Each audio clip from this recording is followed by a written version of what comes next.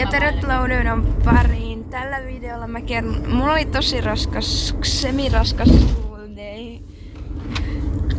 Ja mä kettäsin niinku mun energialevelit välitunnilla.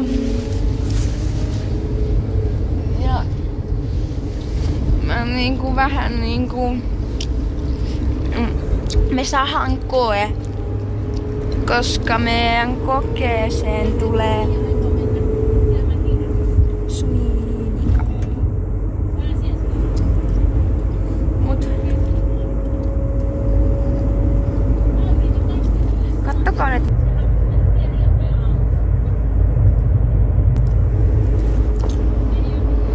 Ei ollut silleen niinku mikään paras, mutta me nähdään varmaan sit seuraavassa videossa. Muistattekö te tilata kanava ja nyt pitää lopettaa video, koska mä oon nyt juuri taksissa, joten tilaa kanava, tykkää videosta, paina peukku, jos haluat jotain videoa lisää.